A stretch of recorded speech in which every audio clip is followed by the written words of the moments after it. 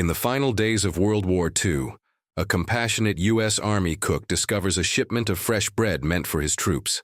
Confronted by the harrowing sight of emaciated female prisoners of war in a nearby camp, he makes a daring choice to defy orders, offering them the bread, a small rebellious act that becomes a beacon of humanity and a lifeline in their darkest hour. The mud clung to the heavy boots of PFC Arthur Jensen as he navigated the churned earth of the U.S. Army Field Kitchen, the perpetually damp chill of early spring 1945 seeping into his wool uniform. Another day, another gray sky threatening rain over the desolate German landscape, the rhythmic clang of metal pots, the hiss of a sputtering stove, and the murmur of tired soldiers formed the familiar backdrop to his existence. Art, a man whose hands were more accustomed to kneading dough than firing a rifle, found a strange, grim comfort in the predictable chaos of preparing meals. His purpose, he often thought, had been reduced to the most basic of human functions: sustenance. He was here to ensure the men could fight, could survive another day, by offering them a momentary reprieve, a taste of something that vaguely resembled home, even if it was just reconstituted eggs or watery coffee. Before the war, Art had been a baker in a small Iowa town, a quiet life of flour-dusted aprons and the comforting rhythm of dawn mixing, yeast rising, and ovens glowing. His days were filled with the sweet scent of cinnamon rolls and apple pies, the friendly chatter of neighbors, the simple joy of creating something nourishing and delicious. He'd joined up, like so many, with a fervent belief in the cause, eager to do his part. But the reality of war, the endless mud, the incessant shelling, the faces of men he'd cooked for one day and mourned the next, had chipped away at that fervor. Now his belief was less in grand ideals and more in the small, tangible act of putting food in a belly. It was a less heroic purpose, perhaps, but a deeply human one. He missed the quiet order of his bakery, the predictable rising of the dough, the way the world made sense through the honest work of his hands. Here, chaos reigned, and his small corner of the kitchen was the only place he felt he had a modicum of control. The war in Europe was a dying beast, thrashing in its final agony, but its last bites were still vicious. Artillery rumbled distantly, a constant, low thrum against the stillness of the air, a reminder that peace, though anticipated, was not yet truly here. Art wiped a weary hand across his brow, leaving a streak of flour and grime. Sergeant Miller, a man whose patience was as thin as the last sliver of bacon, barked orders nearby, overseeing the unloading of a new supply truck. Miller, a career soldier, lived by the book, every rule a commandment, every regulation a divine decree. He understood the war in terms of logistics and discipline, a stark contrast to Art's more instinctual, empathetic nature. This supply day was usually the highlight of Art's week. New supplies, new possibilities, a break from the monotonous cycle of dwindling stocks and increasingly imaginative attempts to make gruel palatable. "Jensen, get over here and give these boys a hand." Miller's voice, rough as sandpaper, cut through the chill. It was the voice of command, of absolute authority, and Art responded without question, as he always did. The army had beaten the baker out of him, replaced him with a soldier, or at least a soldier's obedient shell. Art moved with practiced efficiency, joining the line of soldiers hoisting crates from the truck bed. The boxes were heavy, marked with cryptic codes and destinations. Most contained canned goods, dried rations, the usual fare that promised sustenance but little joy. He'd learned to identify the weight and shape of different provisions by touch alone. His hands were calloused, no longer soft from kneading dough, but toughened by the endless labor of war. Then a smaller crate tucked away at the bottom of the pile caught his eye. Its markings were different, a hurried stencil, and a faint sweet aroma seemed to emanate from within, battling against the ubiquitous smells of mud, diesel, and stale sweat. It was a smell that pricked at a long-dormant part of him, a whisper from a forgotten life. He carefully lifted the crate, a surprising lightness to it, almost as if it contained something delicate. He carried it into the makeshift kitchen tent, the familiar clatter and steam of bubbling pots a comforting backdrop. He reached for his pry bar, his mind still working through the day's meal plan, the endless calculations of rations and portions. With a gentle leverage, he popped the lid. And then he saw it. Not canned goods, not hardtack, but loaves of bread, freshly baked, still warm to the touch, their crusts a perfect golden brown dusted with flour. The aroma, now uncontained, flooded the small, smoky tent. Yeast, warmth, wholesome grain. It was a smell that spoke of home, of bakeries on quiet streets, of a life untainted by bombs and hunger. It was a smell so utterly out of place in this theater of war that it almost brought a lump to Art's throat, a sudden wave of homesickness so profound it was almost physically painful. "Well, look at that, fellas, fancy that." Sergeant Miller's voice, usually a bark, held a rare, almost appreciative note as he leaned over Art's shoulder. He picked up a loaf, testing its weight, its resilience. Fresh bread. Someone up the chain got a taste of luxury, I suppose. Not for us, though. This is for the officers' mess, I reckon. Special delivery. Brigadier General Thorne himself is expected to pass through, and he insists on the finer things. Art held a loaf, its warmth seeping into his gloves. It felt substantial, a testament to care and craft. He imagined biting into it, the soft interior, the chewy crust. A vivid memory surfaced. His mother baking bread on Sundays, the kitchen filled with exactly this scent, the sound of his younger sisters giggling as they tried to steal a warm crumb. It was a fleeting, poignant moment, a stark contrast to his present reality. He knew Miller was right. This was not for the general populace of the front lines. This was a delicacy, a morale booster for those whose decisions held greater weight, or so the brass believed. Another privilege for those who already had so many. He began to carefully transfer the loaves to a designated storage bin, his movements precise, almost reverent. Each loaf felt like a small, forbidden treasure. As he placed the last loaf, his gaze drifted towards the tent flap, which was partially open. Beyond it, through a screen of scraggly, war-blighted trees, a gap in the foliage offered a glimpse of something else. Something he hadn't truly noticed before, or perhaps hadn't allowed himself to register beyond a fleeting, disconnected glance. It was a camp, a hastily constructed enclosure, defined by coils of rusted barbed wire and watchtowers that looked more like desperate perches than formidable defenses. Inside, gaunt figures moved with a terrifying slowness. Women. Their forms were skeletal, their clothes ragged and hanging loosely, their movements a disturbing testament to extreme privation. Some huddled together on the barren ground, wrapped in tattered blankets. Others stared vacantly into the middle distance, their eyes hollow, their faces etched with a suffering that transcended the physical.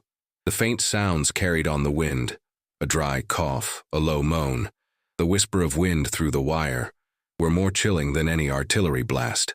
They were prisoners, remnants of the defeated regime, or simply displaced civilians caught in the final brutal eddies of the war. To Art, their identities were irrelevant. Their suffering was universal. The vibrant, comforting scent of fresh bread in Art's hand suddenly curdled, turning into an unbearable irony. The warmth, the softness, the promise of nourishment. It felt obscene. His stomach clenched. These women, stripped of everything, perhaps of their dignity, certainly of their sustenance, were right there, close enough for him to smell them, though he couldn't actually discern any scent from their direction, only the raw, undeniable visual of their starvation. The bread he held, a luxury for his officers, was life itself for them. A profound, nauseating disconnect settled in Art's gut. The military code, the inventory sheets, the chain of command, the rigid adherence to rules that defined his world, it all suddenly felt fragile, insignificant, and utterly barbaric in the face of such raw, immediate human suffering. He looked from the fresh bread in his hands to the silent, desperate agony beyond the wire, and the world tilted. He was a cook, not a warrior. His purpose was to sustain life. And right now, life was draining away just beyond his reach, while he held its very symbol. The dilemma was not just moral, it was visceral. It was a challenge to the core of who Art Jensen was, or who he wanted to be. Sergeant Miller's gruff reminder about keeping accurate counts, about the consequences of any missing item, faded into a distant buzz. All Art could hear was the silent plea of the starving women, and all he could smell was the sweet, tantalizing scent of the bread, which now felt less like a comfort and more like a burden of conscience. Over the next few hours, Art found himself drawn to the edge of the field kitchen, his eyes constantly straying towards the crude camp. He made excuses to fetch water from a nearby well, or to dispose of refuse, always trying to get a clearer view without drawing attention. He saw more women, some barely able to stand, propping each other up. He noticed one, slightly stronger, with an air of quiet determination about her, Helga. She moved among the others, a gaunt shepherdess trying to coax life back into her desperate flock, sharing meager scraps of conversation, offering a comforting hand, a look of shared pain. A younger woman, almost a girl, Lena, seemed particularly vulnerable, her eyes wide with a terror that starvation had only intensified. She was a ghost already, clinging to Helga's side like a shadow, her body so frail it seemed to sway in the slightest breeze. Art's internal monologue was a relentless torrent. Orders are orders. You're a soldier, Jensen. You follow the rules. That bread is accounted for officers, for the war effort. Any deviation, any missing item, and you're looking at serious trouble. Court-martial, maybe worse. And for what? A few loaves? What difference would it even make? It's a drop in the ocean. You'd risk your life, your freedom, your future for a symbolic gesture? But another voice, quieter yet more persistent, spoke of different truths. What kind of man lets others starve when he has the means to help? What kind of humanity is this? To smell fresh bread while women wither away, mere yards away? This isn't about rules. This is about what's right. If I don't do something, who will? And how can I live with myself knowing I had the chance? He recalled fragments of his life before the war, a simpler time in a small farming town. His mother's steadfast kindness, his father's unwavering sense of justice, the unspoken code of helping a neighbor in need. They hadn't raised him to turn a blind eye to suffering, no matter the uniform, no matter the enemy. Humanity transcended flags and borders. Sergeant Miller, oblivious to Art's inner turmoil but ever watchful of his kitchen, snapped him back to attention. Jensen, you got that inventory done, or are you just admiring the German scenery? Every last crumb of that special bread is accounted for. Brigadier General Thorne himself is expected tomorrow, and he's a stickler for order. Don't want any surprises for him. Miller's words were a blunt instrument, hammering home the very real, very severe risks Art faced. Miller believed in the system, in the hierarchy, in the unshakable logic of military order. To him, Art's nascent humanitarian urges would be nothing short of mutiny. The next day, as the gray dawn broke, a scene unfolded that shattered Art's last vestiges of hesitation.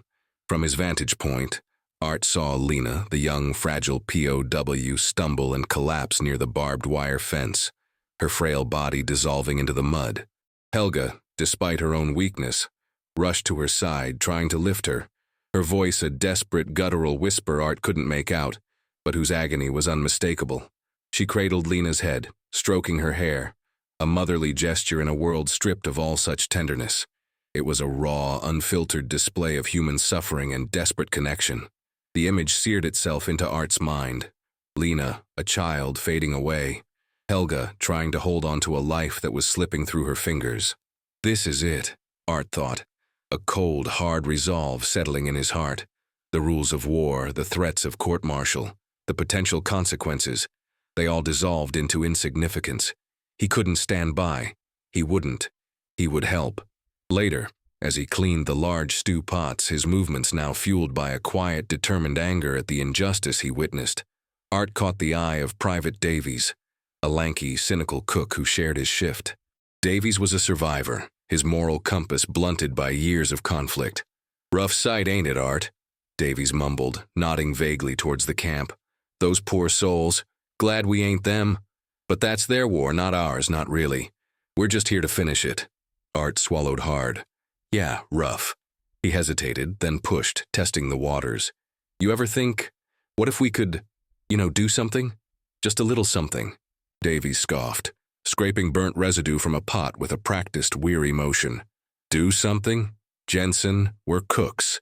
Our job is to make sure our boys don't eat their own boots. The brass handles the doing something for those folks. Don't get any bright ideas. That's how you end up in the brig."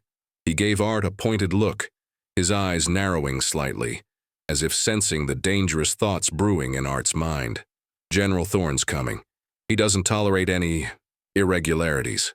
Heard stories about him. A real stickler for the rules. Got a man busted down to private for giving a German kid a candy bar once. Said it was fraternization, a security risk. The warning was clear, if unsolicited. Davies, pragmatic and self-preservatory, served only to reinforce the danger. Art appreciated the warning, but it only served to underscore the gap between his innate sense of right and the military's inflexible code. But Art's decision was made. He began to plan, meticulously.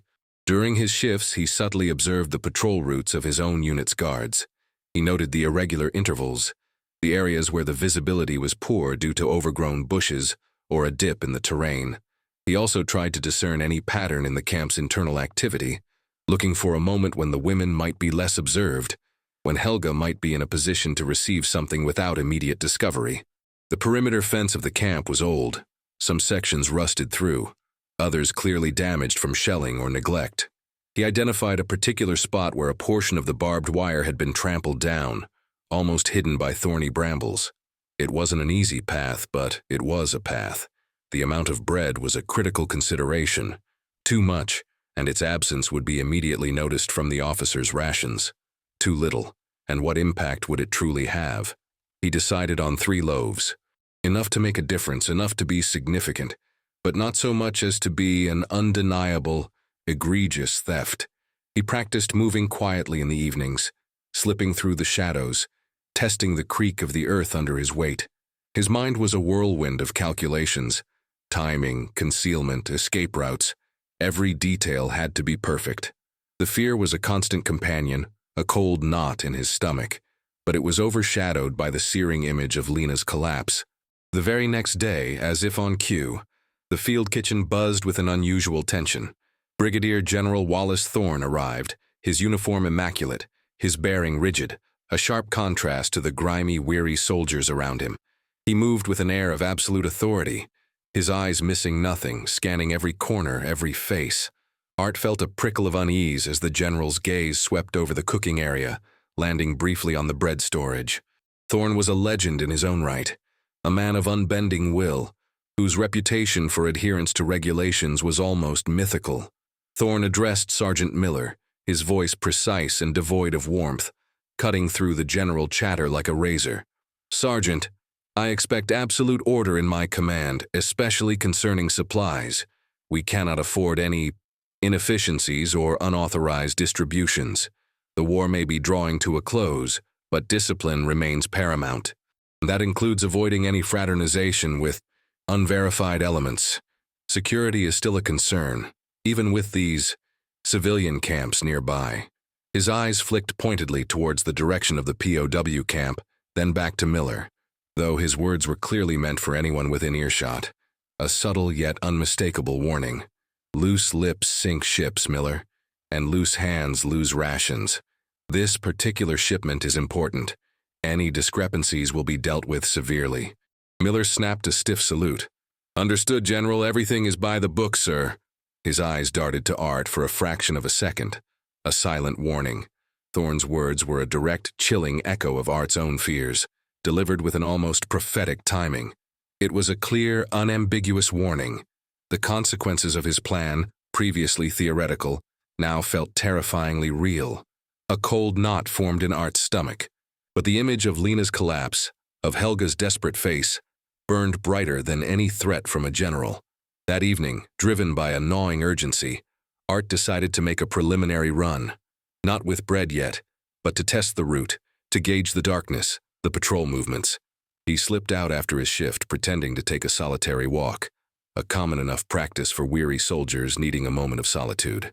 The air was colder than usual, thick with the smell of damp earth and distant smoke, the lingering scent of war.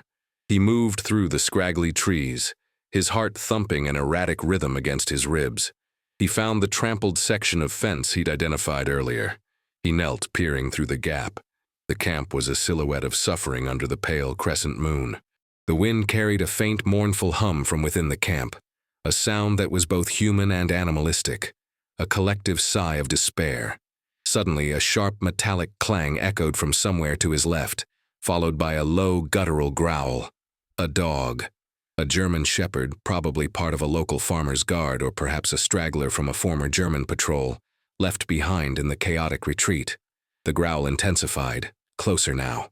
Art froze, his muscles locking. He could hear the heavy panting, the scrape of paws on loose soil. The dog was moving fast. Panic, cold and sharp, seized him. He scrambled backwards, tearing his uniform on a thorny branch, his breath catching in his throat. He didn't wait to see the dog. The shadowy form was enough. He moved as fast as he dared back towards the relative safety of his own camp, his body slick with cold sweat. He made it back, heart pounding, adrenaline coursing through him. He hadn't been seen, but it had been too close. The risk was immense. He'd almost been caught, almost certainly would have faced severe repercussions just for being near the camp, let alone contemplating giving them food. The setback was a brutal reminder of the danger. Yet instead of deterring him, it hardened his resolve. He would be more careful. He would find a better moment. The women needed him. And he, Art Jensen, the baker from Iowa, was going to be their unlikely deliverer. The next night offered a fragile window. A heavy, persistent fog rolled in from the lowlands, thick and muffling. It obscured vision, dampened sound, and seemed to swallow the distant rumble of the war, replacing it with an eerie silence. It was risky, as the fog could also disorient him, making detection a possibility, but it also offered an unparalleled cover. Art waited until the deepest part of the night, when the camp was quiet, the field kitchen a silent, steaming hulk. He had already carefully wrapped 3 loaves of the fresh bread in clean canvas, securing them tightly to his chest beneath his greatcoat, muffling their aroma. The warmth of the bread was a comforting weight, a tiny beacon against the cold dread in his stomach. Each loaf represented a defiance, a prayer, a desperate act of humanity. He slipped out of his tent, his boots silent on the damp earth. The fog was a living thing, swirling around him, turning the familiar landscape into an alien world of shifting shadows and muffled sounds. Every rustle of leaves, every drip of moisture from the branches, was amplified, setting his nerves on edge. His senses were on high alert, sharpened by fear and purpose. He navigated by memory, by the subtle slope of the ground, the faint outline of a distant tree line, a specific broken branch he'd memorized. The weight of the bread felt both heavy and light, a physical manifestation of his moral burden and his burgeoning hope. He reached the perimeter of the POW camp. The barbed wire, now dripping with moisture, glimmered faintly in the diffused moonlight that occasionally pierced the fog. The silence here was oppressive, a suffocating blanket broken only by his own ragged breath and the distant, almost ghostly hoot of an owl. He found the familiar breach in the fence, the tangled brambles a dark, indistinct mass. He knelt, pressing himself low to the damp ground, his fingers numb with cold, but his resolve burning hot within him. He peered through the gap. The camp was a void, a silent testament to suffering. "Hello?" he whispered, his voice barely a breath, swallowed by the fog. He waited. Nothing. He tried again, a little louder, a soft, urgent hiss. "Hello, anyone?" His heart hammered a desperate rhythm against his ribs, mirroring the fear that clawed at his throat. A long, agonizing moment of silence stretched. Then, from within the dark shadows of the camp, a faint rustle, a subtle shift in the oppressive quiet. A figure, barely discernible through the swirling mist, began to approach the fence, moving with an almost preternatural stealth. It was Helga, her face a pale, drawn mask in the gloom, her posture still defiant even in exhaustion. Behind her, 2 other women, Lena among them, appeared like wraiths, their eyes wide with fear and apprehension, their bodies seemingly sculpted from shadows and hunger. They were suspicious, their gaunt faces wary, their every fiber tense. "Who are you?" Helga's voice was a harsh whisper, laced with distrust, almost a rasp. "What do you want?" She spoke in German, her tone guarded. Art fumbled for the few German words he knew, desperately hoping she understood English. He resorted to simple, universal gestures. "American soldier," he whispered, pointing to himself, then to his uniform. "A cook." He paused, then spoke the words he'd rehearsed in his mind, his voice low, steady, fighting the tremor that threatened to betray his fear. "Ich habe Essen, brought, für Sie." I have food, bread, for you. He slowly, carefully began to unbutton his greatcoat, revealing the canvas-wrapped bundles. Helga's eyes, even in the dim light, widened fractionally. Lena, her gaze fixed on the bulge beneath his coat, trembled, a small, involuntary shiver running through her emaciated frame. The other women huddled closer, their expressions shifting from fear to a dawning, incredulous hope. "Was istus? What is that?" Helga asked, her tone still wary, but a flicker of something unreadable, a desperate, fragile hope, sparked in her eyes. Art carefully pulled out one of the loaves, still warm from being pressed against his body, unwrapping a corner of the canvas. The scent of fresh bread, faint but undeniable, wafted through the damp air. It was a smell of life, of normalcy, a stark contrast to the stench of despair that permeated the camp. "Bread," Art murmured, pushing it gently towards the gap in the wire. "Fresh bread. For you. For the women." He repeated it in English, then German. "Hier kommt dein Rettungsanker." Here comes your lifeline. The words just came to him, a silent promise made manifest. He pushed the 3 loaves through the gap, one by one. Helga took them, her movements slow, deliberate, as if handling something incredibly fragile, incredibly precious. Her fingers, skeletal and trembling, brushed against his for a fleeting second, a momentary human contact across the divide of war and suffering. She looked at Art, her eyes searching his, a profound, wordless gratitude, an understanding that transcended the barbed wire, the uniforms, the war itself. It was a look of raw gratitude, of stunned hope, of a recognition of shared humanity. Lena, tears streaming silently down her emaciated face, clutched one of the loaves to her chest, her thin fingers pressing into the soft crust. She inhaled deeply, almost convulsively, as if trying to absorb the very essence of it, the warmth, the scent, the promise of life. A faint, almost imperceptible tremor ran through her body, not of fear, but of an overwhelming, unburdening relief. The other women, equally stunned, began to stir, a low murmur of disbelief and nascent hope rippling through their small group. Suddenly, a sharp, piercing whistle cut through the fog from somewhere beyond their position, followed by the distant crunch of heavy boots on gravel. A U.S. patrol. They were closer than Art had anticipated, their voices now audible, though muffled by the fog. "Go!" Art hissed, urgency lacing his voice, his heart leaping into his throat. "You have to go." Helga's eyes snapped back to his, a fleeting moment of shared terror, then comprehension. She nodded, her grip on the bread tightening. She pulled Lena and the other women back into the deeper shadows of the camp, their figures dissolving quickly into the swirling mist, taking the precious loaves with them. Art scrambled backward, his heart hammering against his ribs, a frantic drumbeat in his ears. He crawled through the brambles, ignoring the fresh scratches on his hands and face, moving away from the fence as fast as he could without making a sound. He could hear the voices of the patrol now, getting closer, their flashlights cutting through the fog like probing fingers, casting eerie, shifting patterns on the ground. He held his breath, pressed against the cold, damp earth, until the sounds receded. He was safe, for now, and the bread was delivered. A small victory, purchased at a great risk, but a victory nonetheless.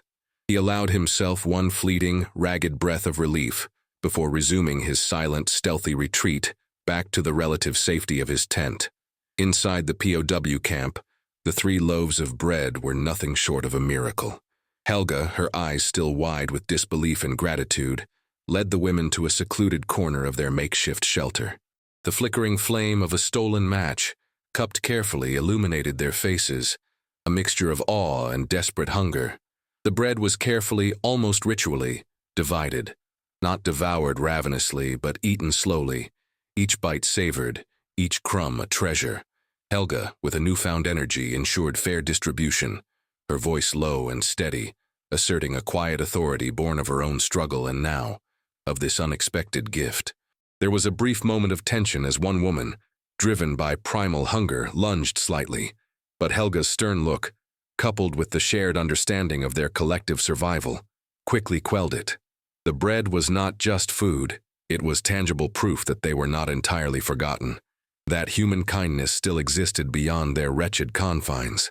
Lena, after eating her small portion, leaned against Helga, a faint, almost forgotten smile gracing her lips. The profound despair that had been etched into her young face began to recede, replaced by a fragile, tentative hope. The warmth of the bread in her belly, the compassion behind its delivery, had rekindled a spark that had been on the verge of extinguishing forever. Her eyes, which had been vacant for so long, now held a glimmer of something approaching light. The other women, sharing their small pieces, murmured softly, a collective sigh of relief and a fragile renewal of spirit spreading through their group. For a moment, the brutal reality of their imprisonment receded, replaced by the simple, profound comfort of sustenance and the knowledge that someone, somewhere, cared. The next morning at the field kitchen, Art worked with a practiced, almost detached efficiency, but beneath the surface, a nervous tension coiled in his gut. He knew it was only a matter of time. He watched Sergeant Miller's movements, the way his superior checked the supply manifests, the meticulous counting. He braced himself. During the midday inventory check, Sergeant Miller's voice, usually a booming command, suddenly took on a sharp, dangerous edge. He stood by the bread bin, his face a thundercloud, the manifest clutched in his hand. "Jensen!" Miller barked, his eyes blazing with anger and accusation. "Where are the 3 missing loaves from the special shipment? You signed for them. I counted them myself yesterday evening." Art met Miller's angry gaze, his own expression unreadable, though his stomach churned with dread. He knew no lie would hold water, and frankly, he felt no desire to utter one. I don't know, Sergeant." The words felt hollow, even to himself, a pathetic attempt to deflect. Miller's face flushed crimson, a vein throbbing in his temple. "Don't know. That bread was specifically for General Thorne. You think he's going to like I don't know. You think I'm going to like I don't know. This isn't a bakery, Jensen. This is the goddamn U.S. Army. Supplies are critical. Security is critical. Get your gear, Jensen. You're coming with me. This is going straight up the chain. I warned you about irregularities." Miller's disappointment was palpable, tinged with a fear for his own standing. Within the hour, Art found himself standing rigidly at attention in Brigadier General Wallace Thorne's austere, temporary office tent. The general sat behind a makeshift desk, his face grim, his eyes cold and penetrating, radiating an authority that could wither a man. Sergeant Miller stood respectfully beside Art, his expression a mixture of anger, regret, and professional embarrassment. "Private Jensen," Thorne began, his voice dangerously quiet, each word a chisel against stone. "Sergeant Miller informs me that 3 loaves of a highly specific, high-priority shipment of bread are missing under your care. Bread destined for my personal consumption, I might add, as part of a morale-boosting initiative for high-ranking officers." He paused, letting the weight of his words hang in the air. "What do you have to say for yourself? Do you understand the implications of this insubordination? Theft of government property, unauthorized contact with enemy civilians, at best a court-martial, at worst desertion in the face of duty or aiding the enemy."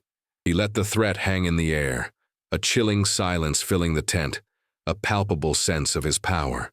"The penalty for such an offense can be severe, Private. Do you deny having given that bread to the prisoners in that camp?"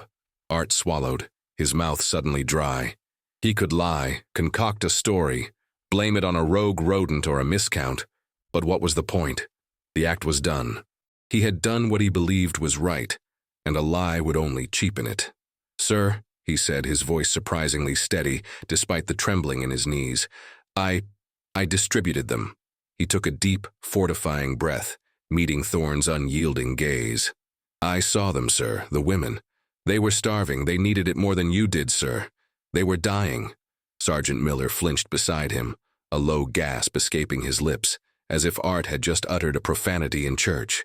Thorne's expression hardened further, a muscle ticking in his jaw, his eyes narrowing to slits. "You dare question my needs, Private? You dare to undermine military protocol, logistics, and security for a misguided act of charity? For a few women who are, for all intents and purposes, prisoners of war, potentially enemies, and certainly not our responsibility? This is a war, Jensen, not a Sunday picnic. There are rules, consequences. Chaos is the enemy. Discipline is everything. You, Private, are a danger to good order and discipline in this army. You are confined to your quarters, effective immediately. Sergeant Miller, prepare the charges. This will not stand. We will make an example of you.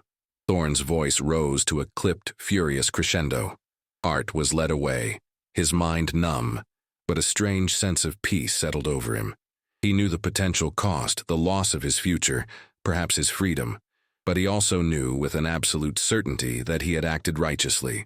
He had done something, and that felt like a victory, however small, however personal. Days later, the distant rumble of artillery faded entirely. News spread like wildfire through the ranks. The war in Europe was officially over. A collective sigh of relief, tinged with disbelief, swept across the weary continent. Allied forces, including Art's unit, were now fully engaged in the systematic liberation and processing of remaining camps, both military and civilian. One such camp was the small, desolate enclosure where Art had delivered the bread. The news of the war's end brought with it a sudden, profound shift in priorities, a blurring of rigid lines and a reawakening of humanity. The scene of liberation was a chaotic yet profoundly hopeful mix of relief, grief, and official process. American soldiers moved through the camp, offering food, water, and medical aid, their faces showing a mixture of professionalism and raw compassion. Amidst the jubilant shouts of some and the silent, numb movements of others, Helga stood, supporting Lena, who was still fragile, but now held a flickering spark of life in her eyes. As the soldiers began to guide the women towards processing stations, Helga's gaze swept over the American faces, searching. She wasn't looking for family. She was looking for a uniform, for a face that had delivered a small act of defiance, a silent promise in the fog. Lena, too, though less actively, seemed to be scanning the crowd, her young eyes still wide, but now with a nascent curiosity rather than pure terror. The bread had done more than fill their bellies. It had nourished their will to live, to hope, to look beyond the barbed wire. Art, though confined to his quarters and officially awaiting his court-martial, was temporarily reassigned to assist with basic cleanup duties in the immediate aftermath of the liberation, under strict supervision.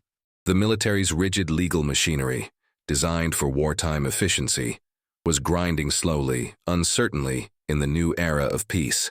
He was sweeping a path near the edge of the now opened camp, his eyes downcast, his mind preoccupied with his uncertain future, the weight of his actions heavy yet strangely uplifting.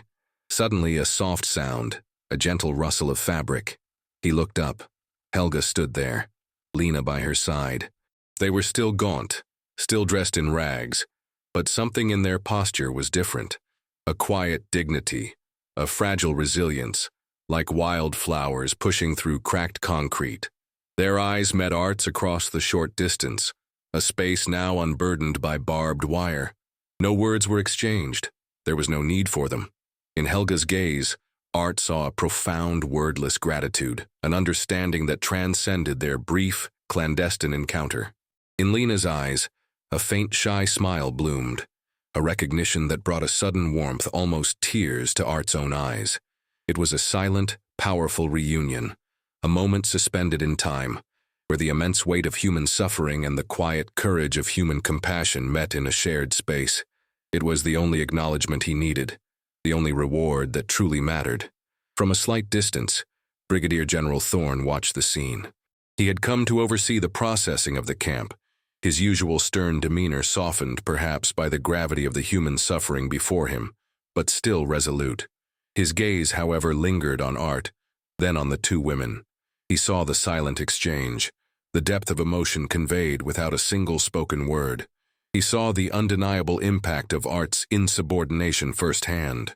A flicker of something unreadable crossed Thorne's face, perhaps a grudging respect, perhaps a deep, unsettling reevaluation of the inflexible rules he had always upheld, a moment of profound doubt in the face of undeniable good. He remained silent, his gaze fixed, allowing the powerful, unspoken moment to fully unfold before him. The rigid logic of his military world had been challenged by the simple, overwhelming truth of human connection. Art's military career ultimately ended with a less than honorable discharge, a compromise reached in the chaotic aftermath of the war's end. The official charges, though prepared, were quietly buried under mountains of paperwork and the prevailing sentiment that some acts, though against regulations, carried their own moral weight in the unusual circumstances of the war's final days. He served no prison time. The military, in its own bureaucratic way, found a path to dismiss the extreme punishment for what was, in essence, an act of compassion. He returned home, a different man than the one who had left. He carried the physical and emotional scars of war, but also the indelible memory of that foggy night, of the bread, and of the silent gratitude of the women. Years passed. Helga and Lena, against all odds, rebuilt their lives. Lena, now a vibrant young woman, often spoke of the American cook, the man who brought bread in the fog, the symbol of hope that had pulled her back from the brink of despair. The story became a cherished legend in her family, a testament to the unexpected kindness that could bloom even in the harshest of human conditions.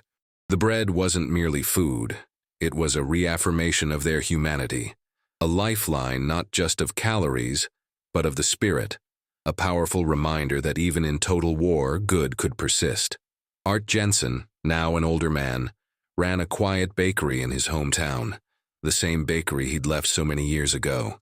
The smell of fresh bread filled his days, a comforting, familiar embrace.